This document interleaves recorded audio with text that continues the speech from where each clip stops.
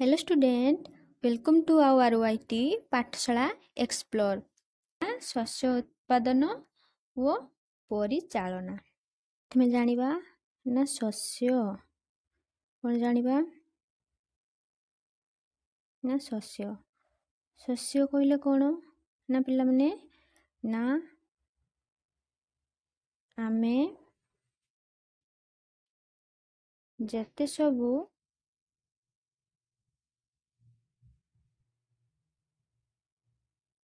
ଅମଳ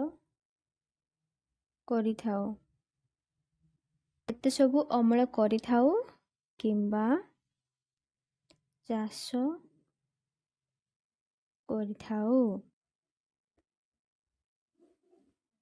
କ୍ରପ୍ କହିଥାଉ। ଯେତେ ସବୁ ଅମଳ କରିଥାଉ କିମ୍ବା ଚାଷ କରିଥାଉ ତାହାକୁ ଆମେ କ୍ରପ୍ କହିଥାଉ। ଶସ୍ୟ କହିଲେ କୋଉଥିରେ ଯାଉଛି? ଡାଲି ଜାତୀୟ ଏବଂ ତାର ମୂଳରେ କ'ଣ ଥାଏ? ଗୁଚ୍ଛ ରହିଥାଏ। କ'ଣ ରହିଥାଏ? ଗୁଚ୍ଛ ରହିଥାଏ। ତାକୁ ଆମେ କ'ଣ କହିଥାଉ? ତାକୁ ଆମେ ଶସ୍ୟ କହିଥାଉ। ତ ପିଲାମାନେ ଶସ୍ୟକୁ ଉତ୍ପାଦନ ତୁମେମାନେ ଦେଖିଛ କି? ତୁମେମାନେ ଦେଖିଛ ଶସ୍ୟ ସବୁ କେମିତିକା ଉତ୍ପାଦନ କରାଯାଏ? ନା ଆମ ବିଲରେ ଯେଉଁ ଚାଷ ହୁଏ, ସେ ବିଲ ହଉ କିମ୍ବା କୌଣସି ବାଡ଼ିରେ ଯେଉଁ ଚାଷ ହୁଏ ସେଥିରେ କ'ଣ ହୋଇଥାଏ? ଯେତେ ପ୍ରକାର ଯନ୍ତ୍ରପାତି ରହିଲା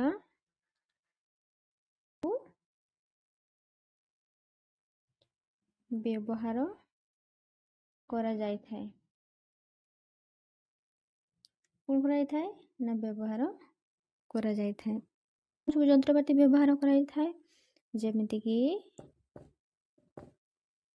ଦା,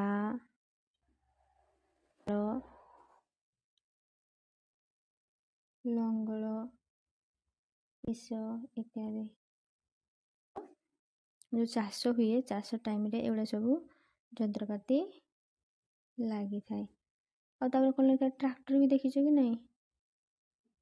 ଟ୍ରାକ୍ଟର ବି ମଧ୍ୟ ଏହି ଯେଉଁ ଯନ୍ତ୍ର ଗୁଡ଼ିକ ଆସୁଛି, ଯନ୍ତ୍ର ଗୁଡ଼ିକ କେଉଁଠାରେ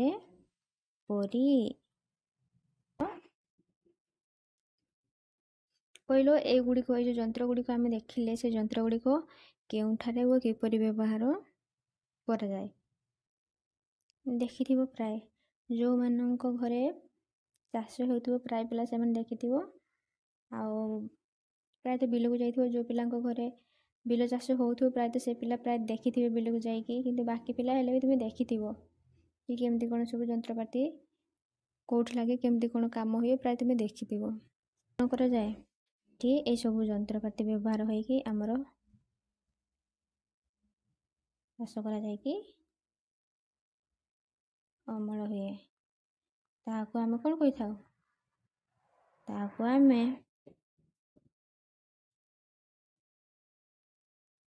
ଖାଦ୍ୟ ରୂପେ ଗ୍ରହଣ କରିଥାଉ, ହଁ କି ନାହିଁ? ତାକୁ ଆମେ ଖାଦ୍ୟ ରୂପେ ଗ୍ରହଣ କରିଥାଉ। ପ୍ରତ୍ୟେକ ଜୀବ ବଞ୍ଚିବା ପାଇଁ ଖାଦ୍ୟ ଦରକାର ହୁଏ କି ନାହିଁ? ନା ତୁମେ ବିନା ଖାଦ୍ୟରେ ବଞ୍ଚିକି ରହିପାରିବ? ତୁମେ ବି ଏବେ ବସିକି ପାଠ ପଢ଼ୁଛ, ତୁମେ ନିହାତି କ'ଣ କରିଥିବ? ଖାଦ୍ୟ ଗ୍ରହଣ କରିଥିବ।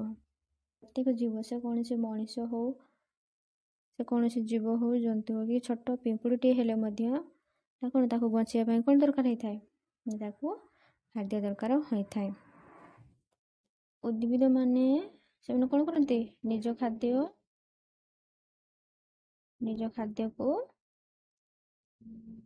ନିଜେ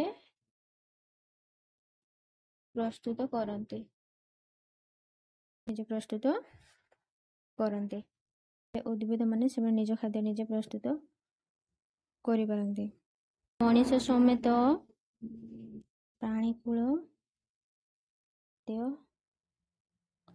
ନିଜେ ପ୍ରସ୍ତୁତ କରିପାରନ୍ତି ନାହିଁ। ପ୍ରାଣୀମାନେ କେଉଁଠାରୁ ତାଙ୍କର ଖାଦ୍ୟ ଯେଉଁ ପ୍ରାଣୀମାନେ ରହିଲେ ପ୍ରାଣୀମାନେ କେଉଁଠାରେ ସେମାନଙ୍କର ଖାଦ୍ୟଟାକୁ ପାଇଥାନ୍ତି ଖାଇଥାଉ। ଆମେ ଖାଦ୍ୟ କାହିଁକି ଖାଇଥାଉ? କାହିଁକି ଖାଇଥାଉ? କମେଣ୍ଟ ମାଧ୍ୟମରେ ଜଣେଇବ ଖାଦ୍ୟ କ'ଣ ପାଇଁ ଆମେ ଖାଇଥାଉ। ତୁମେ ତ ପ୍ରତ୍ୟେକ ଦିନ ଖାଦ୍ୟ ଖାଉଛ, କ'ଣ ପାଇଁ ଖାଉଛ ମୋତେ ଜଣେଇବ। ମାଧ୍ୟମରେ ଆନ୍ସର୍ ଲେଖି ଜଣେଇବ କ'ଣ ପାଇଁ ଖାଦ୍ୟ ତୁମେ ଗ୍ରହଣ କରୁଛ।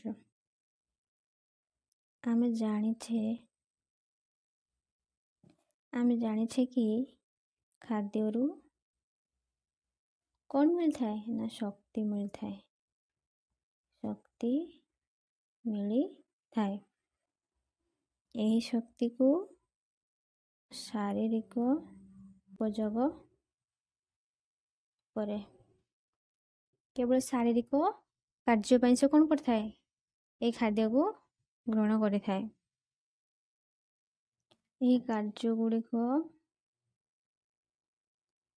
କାର୍ଯ୍ୟଗୁଡ଼ିକ ହେଉଛି ପରିପାକ,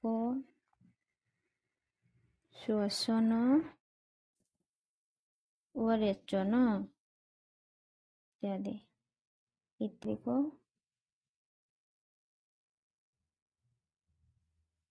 କାର୍ଯ୍ୟରେ ଉପଯୋଗ କରିଥାଉ ବା ତାକୁ କ'ଣ ହୋଇଥାଏ? ସେ ଆମର କାମରେ ଆସିଥାଏ। ସେ ଆମର ଏତିକି କାମ ସବୁ କରିଥାଏ। କିଏ? ଆମେ ଖାଦ୍ୟ। ପ୍ରାଣୀଠାରୁ କିମ୍ବା ଉଭୟଙ୍କ ଠାରୁ କ'ଣ ପାଇଥାଉ? ନା ଖାଦ୍ୟ ପାଇଥାଉ। ଉଭୟ ଦୁଇ ଜଣଙ୍କ ଠାରୁ, ପ୍ରାଣୀ ଠାରୁ କିମ୍ବା ଉଦ୍ଭିଦ ଦୁଇ ଜଣଙ୍କ ଠାରୁ ଆମେ କ'ଣ ପାଇଥାଉ? ନା ଆମେ ଦୁଇ ଜଣଙ୍କ ଠାରୁ ଖାଦ୍ୟ ପାଇଥାଉ। ଖାଦ୍ୟ ବହୁ ପରିମାଣରେ ଉତ୍ପାଦନ ହେବା ଆବଶ୍ୟକ, ହଁ କି ନାହିଁ? ଯଦି ଜନସଂଖ୍ୟା ଅଧିକ ହୋଇଯିବ ଆଉ ଆମର ଖାଦ୍ୟ ଉତ୍ପାଦନର ଯଦି କମ୍ ହୋଇଯିବ ତାହେଲେ କ'ଣ ହେବ? ଜନସଂଖ୍ୟା ଖାଇବେ କି ବଞ୍ଚିବେ କେମିତିକା? ତ ସେଥିପାଇଁ ନା ବହୁ ପରିମାଣ ମାନେ ଅଧିକ ମାତ୍ରାରେ ଆମେ କ'ଣ ହେବା ଦରକାର? ଆମର ଶସ୍ୟ ଉତ୍ପାଦନ ହେବା ଦରକାର, ଯାହାଫଳରେ ସମସ୍ତ ଖାଦ୍ୟ ପହଞ୍ଚି ପାରିବ। ଏ ବିରାଟ ଜନସମାଜକୁ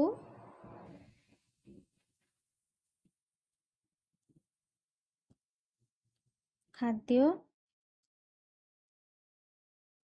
ଯୋଗାଇବାକୁ କ'ଣ ପାଇଁ କରିବ?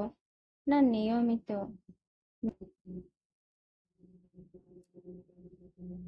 ଉତ୍ପାଦନ ଆଉ ଠିକ୍ ରୂପେ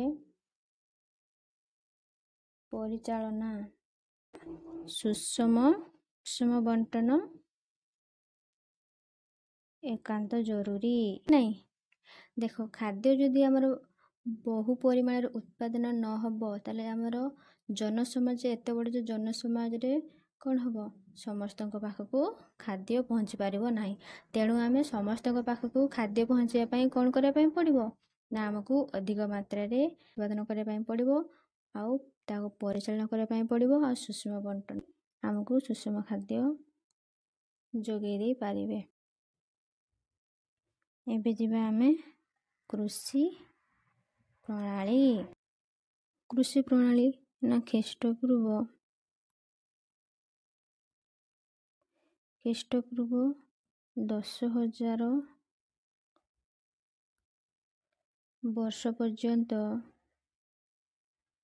ଲୋକମାନେ ଯାଯାବର ଭାବେ ଜୀବନ ଅତିବାହିତ ପୂର୍ବରୁ ଆମର ଖ୍ରୀଷ୍ଟପୂର୍ବ 10,000 ବର୍ଷ ପୂର୍ବରୁ ଯେଉଁ ଲୋକମାନେ ଯେଉଁ ରହିଥିଲେ ପୂର୍ବରୁ, ସେମାନେ କ'ଣ କରୁଥିଲେ? ନା ସ୍ଥାୟୀ ଭାବରେ ଗୋଟେ ଜାଗାରେ ସେମାନେ ରହୁନଥିଲେ। ସେମାନେ ଯାଯାବର ଭାବେ ଜୀବନଯାପନ କରୁଥିଲେ। ମାନେ ଧର ଆସିଲେ ଏଇଠି ଗୋଟେ ଜାଗାରେ ରହିଲେ, ବର୍ଷ 2 ବର୍ଷ 6 ମାସ 7 ମାସ ରହିଲେ, ପୁଣି ସେଇଠି ଜାଗା ଛାଡ଼ି ଦେଇକି ପୁଣି ଆଉ ଗୋଟେ ଜାଗାକୁ ପଳେଇ ତାଙ୍କ ଜିନିଷପତ୍ର ଧରିକି ଆଉ ଗୋଟେ ଜାଗାକୁ ପଳାଉଥିଲେ। ପୁଣି ସେଇଠି ସେମିତି 6-7 ମାସ ରହୁଥିଲେ, ପୁଣି ସେଇଠି ଜାଗା ଛାଡ଼ି ଦେଇକି ଆଉ ଗୋଟେ ଜାଗାକୁ ପଳେଇ ଯାଉଥିଲେ। ତ ସେମାନେ କ'ଣ କରୁଥିଲେ, ମାନେ କୌଣସି ଗୋଟେ ଜାଗାରେ ସେମାନେ ସ୍ଥାୟୀ ଭାବରେ ରହୁନଥିଲେ, ମାନେ ଗୋଟିଏ ଜାଗାରେ ସେମାନେ ରହୁନଥିଲେ, ତାଙ୍କର ସ୍ଥାୟୀ ବସତି ନଥିଲା।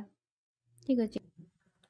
ସେମାନେ ବିଭିନ୍ନ ଗୋଷ୍ଠୀର ଅନ୍ୱେଷଣ ଏଣେ ତେଣେ ଥିଲେ।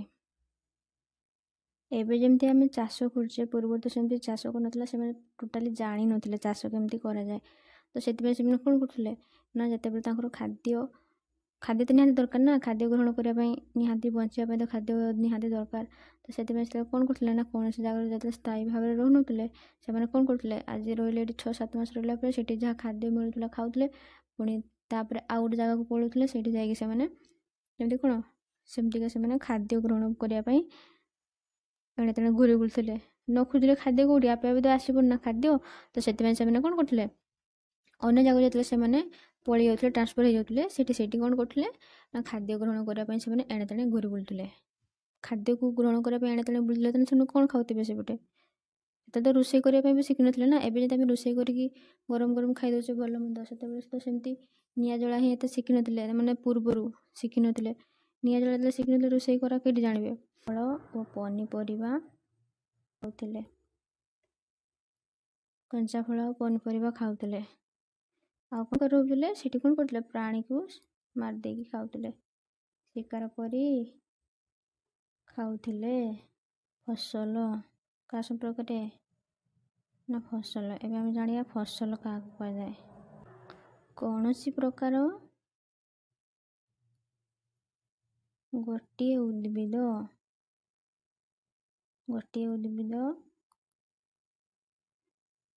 ଗୋଟିଏ ସ୍ଥାନରେ ଉତ୍ପାଦନ ଅଧିକ ମାତ୍ରାରେ ଚାଷ କରିବାକୁ ଫସଲ କୁହାଯାଏ।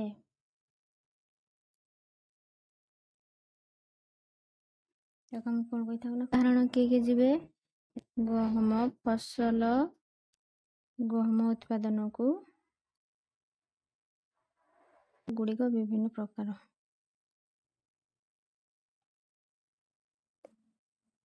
ଫସଲ ଗୁଡ଼ିକର ବିଭିନ୍ନ ପ୍ରକାର କହିଲେ କ'ଣ କ'ଣ ଯାଉଛି? ଫସଲ, ରବି ଫସଲ, ଖରିଫ ଫସଲ। ଖରିଫ ଫସଲଟା କେବେ କ'ଣ ହେଇଥାଏ ନା, ଖରିଫ ଫସଲଟା ପ୍ରାୟ କେବେ ହୁଏ ନା, ବର୍ଷା ଋତୁରେ ହୁଏ। ବର୍ଷା ଋତୁରେ ଚାଷ ହୋଇଥାଏ। ଏହା ବର୍ଷା ଋତୁରେ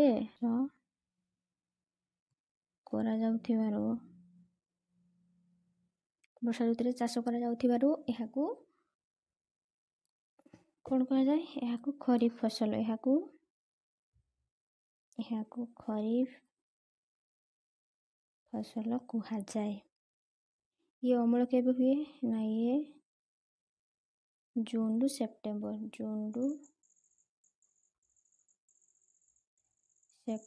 ପର୍ଯ୍ୟନ୍ତ କ'ଣ ହେଇଥାଏ ନା, ଆମର ଚାଷ ଅମଳ ହୋଇଥାଏ।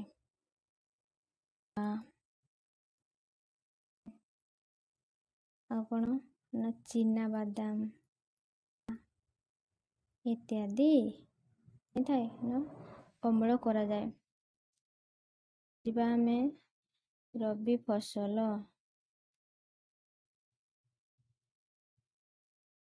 ରବି ଫସଲ କେବେ ହୁଏ? ଇଏ ଆମର ଶୀତ ଦିନ ଚାଷ ହେଉଥିବାରୁ ଏହାକୁ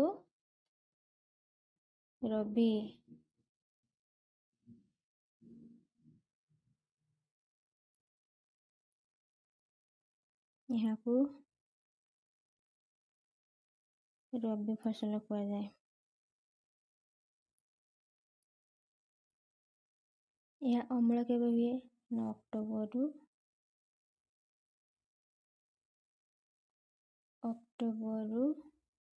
କେବେ ନା ଅକ୍ଟୋବରରୁ ମାର୍ଚ୍ଚ। ଅକ୍ଟୋବର ଚାଷ ହୋଇଥାଏ। କେଉଁଟା ଏଇ ଆମର ରବି ଫସଲ। ଉଦାହରଣ ଗୁଡ଼ିକ କିଏ ଯିବେ?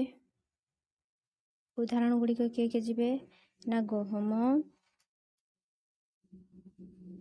ବୁଟ, ମଟର, ସୋରିଷ, ରାଶି ଇତ୍ୟାଦି। ଏଗୁଡ଼ା ସବୁ ଆମର କେଉଁଥିରେ ଯାଏ ନା ରବି ଫସଲରେ ଯାଇଥାଏ। ଏହା ବ୍ୟତୀତ ବିଭିନ୍ନ ସ୍ଥାନରେ ଡାଲି ଜାତୀୟ ଏବଂ ପନିପରିବା ମଧ୍ୟ ଗ୍ରୀଷ୍ମ ଋତୁରେ ଯାଏ। ଗ୍ରୀଷ୍ମ ଦିନରେ ବି ମଧ୍ୟ ଏଇ ଯେଉଁ ଡାଲି ଜାତୀୟ ଶସ୍ୟକୁ ବି ଉତ୍ପାଦନ କରାଯାଇଥାଏ। ତୁମ ପାଇଁ କ୍ୱେଶ୍ଚନ୍ ରହିଲା, ଶୀତ ଦିନ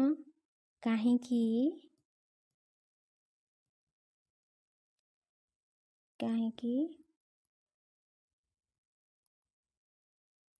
ଧାନ ଉତ୍ପାଦନ ହୁଏ ନାହିଁ? ଶୀତ ଦିନ କ'ଣ ପାଇଁ ଧାନ ଉତ୍ପାଦନ ହୁଏ ନାହିଁ? এই କ୍ୱେଶ୍ଚନ୍ ଆନ୍ସର୍ କମେଣ୍ଟ ମାଧ୍ୟମରେ ଦେବ। ଠିକ୍ ଅଛି ନା ଫସଲ ଉତ୍ପାଦନର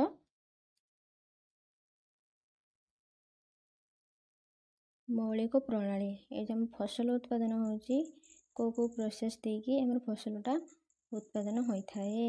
ପ୍ରୋସେସ୍ ଅଛି ନା ପ୍ରଥମେ ଧାନ କାଟିକି ତାପରେ ମୁଁ ଧାନ ଗଛ ଲଗେଇବି, ସେମିତି ତ ହେବନି ନା। ପ୍ରଥମେ ତାକୁ ଧାନ ଲଗେଇବା ପାଇଁ ପଡ଼ିବ, ତାପରେ କାଟିବା ପାଇଁ ପଡ଼ିବ। ଠିକ୍ ଅଛି, ତାର ପ୍ରୋସେସ୍ଟା ହିଁ ଏବେ ଆମେ ଜାଣିବା କାହା ପରେ କେଉଁଟା ହୁଏ। ପ୍ରଥମେ କ'ଣ ହୁଏ ନା ପ୍ରଥମେ ମୃତ୍ତିକା ପ୍ରସ୍ତୁତି, ମାଟିଟାକୁ ତିଆରି କରାଯାଏ। ତାପରେ କ'ଣ କରାଯାଏ ନା ମଞ୍ଜି ବୁଣା। ତାପରେ କ'ଣ ହୁଏ ଖତ ଏବଂ ସାର ପ୍ରୟୋଗ ହୁଏ। ତାପରେ କ'ଣ ହୁଏ ନା ଜଳସେଚନ। ତାପରେ ଅନାବନା ଗଛ ଦମନ, ଅନାବନା ଯାହା ଗଛ ବାହାରେ ତାକୁ ମାରି ଦିଆଯାଏ। ତାପରେ କ'ଣ ହୁଏ ଅମଳ ହୁଏ। ଅମଳ ହେଲା ପରେ ତାକୁ କ'ଣ କରାଯାଏ ନା ସଂରକ୍ଷଣ। ତାର ପ୍ରୋସେସ୍ ରହିଛି ଆମେ ଦେଖିବା।